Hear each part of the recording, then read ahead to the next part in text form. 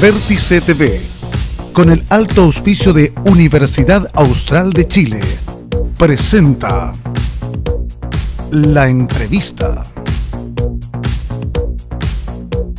con el periodista Juan Osvaldo Mora.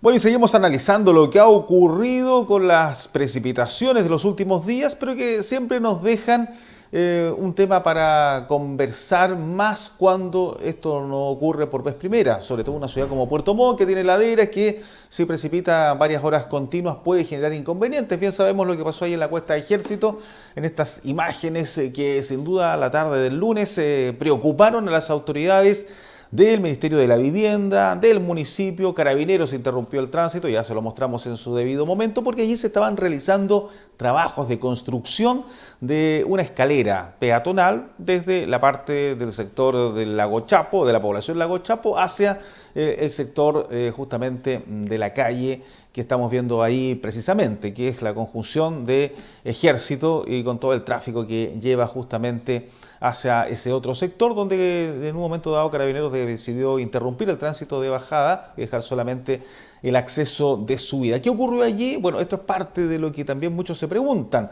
Las laderas de Puerto Montt tienen un peligro inminente cuando hay una lluvia que supere la cota normal, 80 milímetros por ejemplo, o 3 días seguidos. Acá tenemos situaciones complejas en Ángel Mo, en la población Modelo. Bueno, de aquello queremos hablar justamente con un especialista, con un geólogo, Paul Duarte, que es además el jefe de la oficina técnica del CERNA Geomin, del Servicio Nacional de Geología y Minería, ubicado en Puerto Varas. Paul, gracias por estar con nosotros.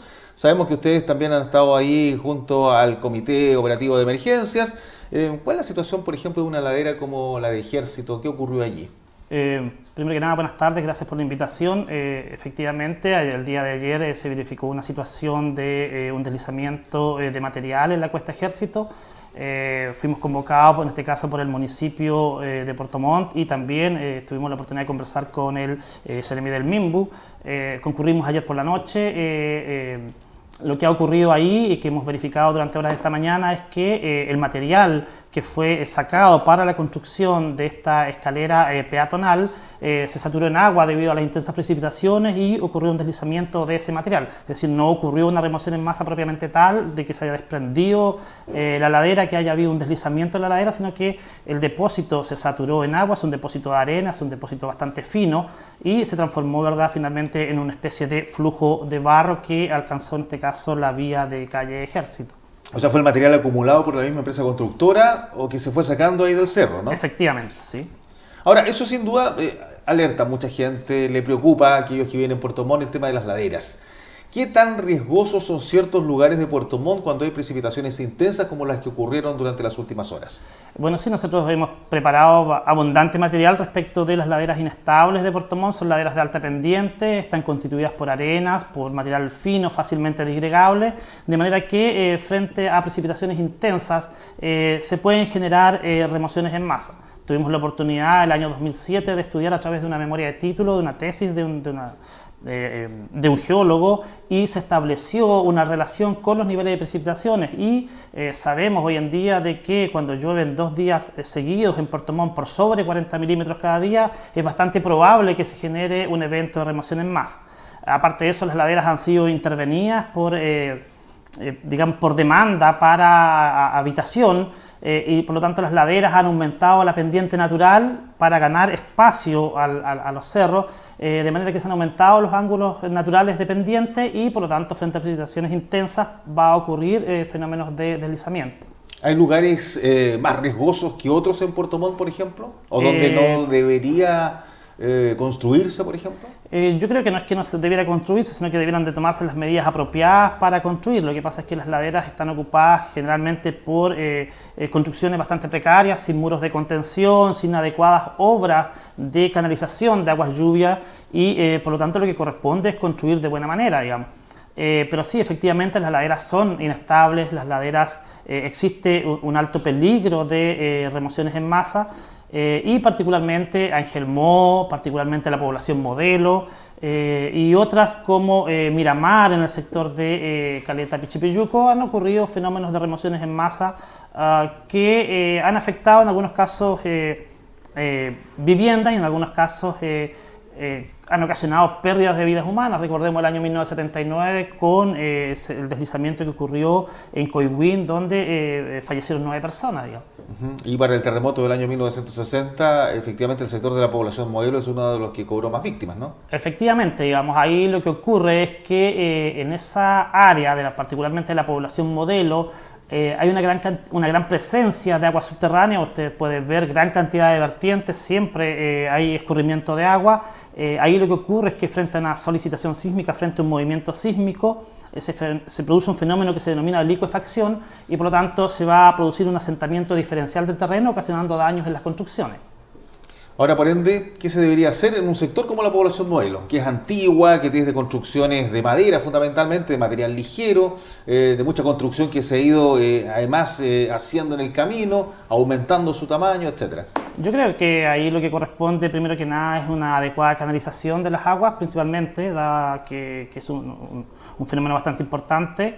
Y yo creo que también es necesario pensar en las construcciones de muros de contención apropiados para las construcciones. Creo que esas dos medidas probablemente puedan apoyar fuertemente a que frente a un movimiento sísmico, frente a precipitaciones intensas, la afectación sea menor. ¿Qué pasa con los cursos de agua, con los ríos, por ejemplo, que durante estos días también han aumentado fuertemente su caudal? A mucha gente le sorprendía el nivel de caudal que tenía el río Chamisa, lo que pasó en Río Chico, lo que pasó en Rahue, en Osorno, etcétera.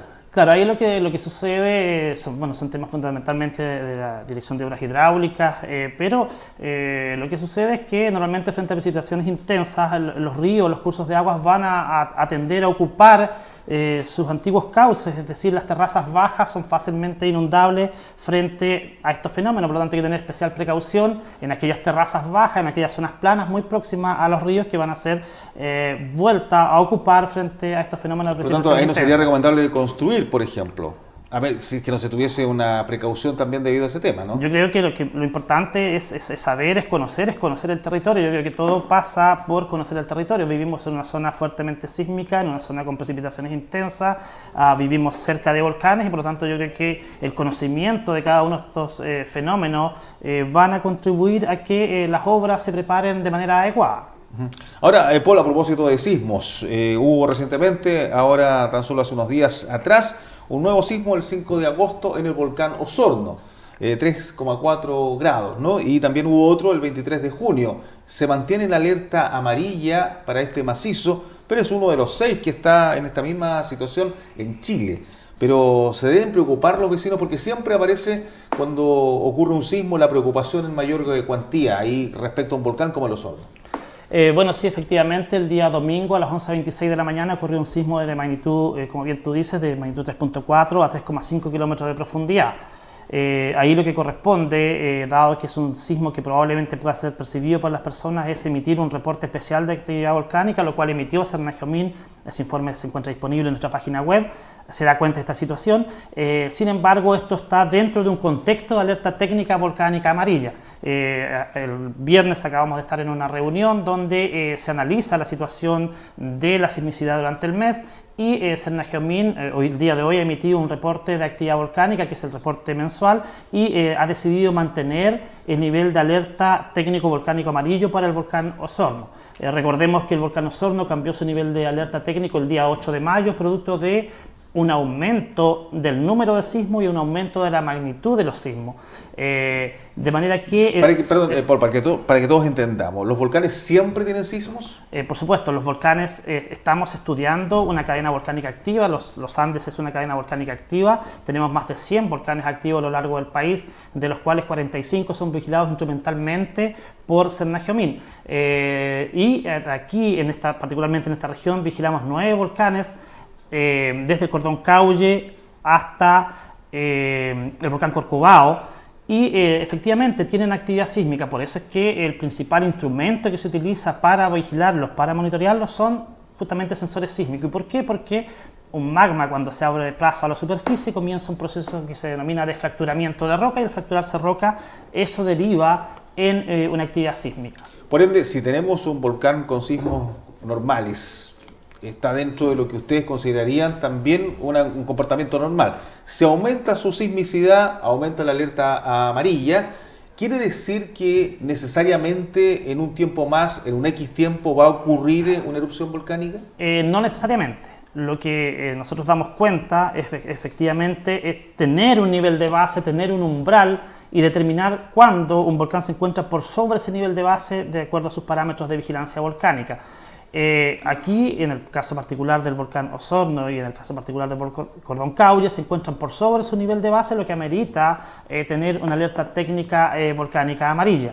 Y esto pudiera ser de que aumentase en el tiempo y por lo tanto se aumentase en el tiempo, Cernagio-Min debiera también incrementar los diferentes niveles de alerta y también pudiera darse el caso en que esta sismicidad pudiera ir decreciendo a sus niveles normales y por lo tanto Cernagio-Min lo que corresponde ahí es disminuir el nivel de alerta técnico. Y esto va acompañado obviamente de medidas de protección civil, que es la que implementa ONEMI, que es la que lo implementa la autoridad política. ¿Cuáles son las recomendaciones en la actualidad cuando estamos en una alerta amarilla, por ejemplo? Nosotros tenemos una alerta técnica volcánica amarilla que va acompañada desde el punto de vista de la protección civil por una alerta temprana preventiva, que es la que ha levantado ONEMI. Y esta alerta temprana preventiva significa de que los municipios deben activar sus planes de emergencia y contingencia, significa de que debemos dar a conocer esta información, significa que tanto ONEMI como Cernagio-Min deben poner a disposición del público, particularmente a disposición de las comunidades expuestas, toda la información que se encuentra disponible.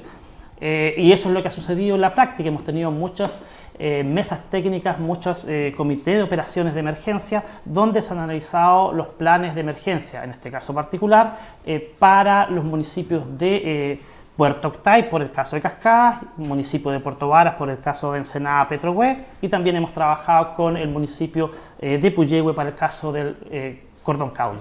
3 municipios fundamentalmente, porque hay dos volcanes que están en esa condición. Así Cordón Caulle, que ya hizo erupción unos años atrás, el año 2011, y el volcán Osorno. ¿Cuándo fue la última erupción de este macizo? El volcán Osorno, la última erupción fue el año 1835. Es una erupción que fue documentada por Charles Darwin, que se encontraba aquí en la bahía de Puerto Montt.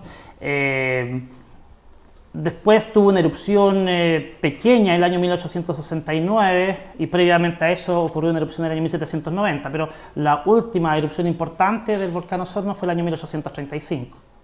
Perfecto. ¿Y hay antecedentes de cada cuánto tiempo han ocurrido erupciones en este volcán? Sí, tenemos un registro histórico. Ese registro histórico igual es bastante restringido porque nuestra historia no va más allá de 500 años, está registrada a través de cronistas, historiadores que fueron de alguna manera registrando estas erupciones, pero ese registro no es completo. Pero sí, estamos, si uno va a los antecedentes históricos, estamos bastante digamos, cercano a lo que pudiera ser un periodo como los que se registraron previamente. Pero sin embargo, lo que hay que estar atento es cómo evoluciona, estar atento a que Cernagio-Min dispone de sensores sísmicos. Teníamos al día 8 de mayo 4 sensores sísmicos. Debido a este aumento de actividad se decidió reforzar el monitoreo. Instalamos un nuevo sensor sísmico justamente en el lugar donde se están generando los sismos, que esto es 2 kilómetros hacia el noroeste del cráter principal. También instalamos una nueva cámara web, por lo tanto es un volcán que se encuentra vigilado, es un volcán que está siendo vigilado 24/7 y que esperamos, ¿no es cierto?, se comporte dentro de una línea que nos permita ir acercando a pronósticos cada vez más cercanos a cuál va a ser su evolución. Ahora, Paul, dentro de los antecedentes que se tienen del volcán Osorno, ¿qué tipo de erupción es la que ha tenido este macizo? Porque bien sabemos, acá hemos tenido erupciones como la del Chaitén, que es de un tipo, Villarrica probablemente es de otro tipo. Hemos tenido diversos tipos de erupciones, no todos los volcanes se comportan de igual manera. Una erupción potencial del Osorno, ¿a quién más se asemejaría, por ejemplo?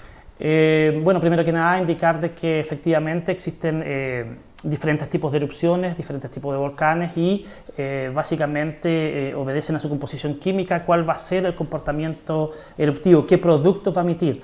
Tenemos el caso extremo, por ejemplo, como es el volcán Chaitén, que básicamente tiene un contenido de sílice en sus magmas de SiO2 del orden de 73%. Esto lo hace que sea un volcán muy explosivo, que tenga dificultades para que los gases puedan ser expulsados. Son magmas bastante viscosos, tienden a formar lo que nosotros hemos denominado domos, que es esta forma como subcircular que está en la parte alta. De manera que es un volcán muy explosivo y que va a generar lo que nosotros conocemos como flujos piroclásticos, es decir, esta columna nubes cargadas de cenizas y cargadas de gases volcánicos que pueden descender violentamente a través de los flancos.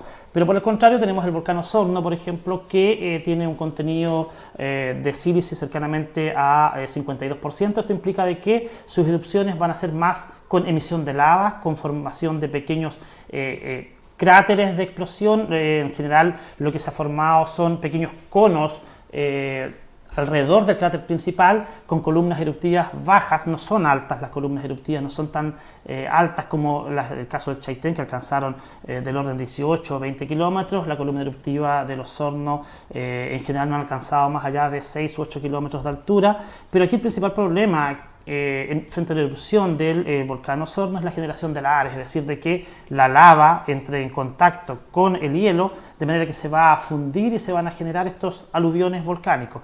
Son extremadamente peligrosos para la población, para las construcciones, etcétera. Y ahí viene la pregunta que todo el mundo se hace: ¿qué pasa con Las Cascadas? Esta localidad que pertenece a la comuna de Puerto Octay, que está al otro lado del lago, prácticamente frente a las localidades de Frutillar o de Yanquihue. ¿Qué riesgo real tienen ante una erupción volcánica el estar establecido en ese sitio? Bueno, por supuesto, la comunidad de Las Cascadas, la localidad de Las Cascadas está frente a un alto peligro de afectación por lahares. Esto es de conocimiento de la población. Yo quiero indicar que a partir desde el año 2000, 2004, 2005 realizamos un intenso trabajo con la comunidad de Las Cascadas, probablemente una de las comunidades más activas y organizadas frente a peligros volcánicos. De hecho, yo ahora a las 4 de la tarde acabo de llegar de una reunión que tuvimos con la señora alcaldesa, con ONEMI, con el Ceremi del Trabajo, donde hemos estado exponiendo los peligros a la población. Yo creo que el principal tema pasa por transparentar la información, indicar el tipo de peligro y después por tener formulado un buen plan de emergencia, un buen plan de contingencia. Esto ha sucedido así. Hace un par de semanas atrás, el encargado comunal de emergencia expuso el plan de emergencia, por lo tanto existen diferentes instancias que se van a ir dando de acuerdo a lo que la autoridad de protección civil vaya señalando.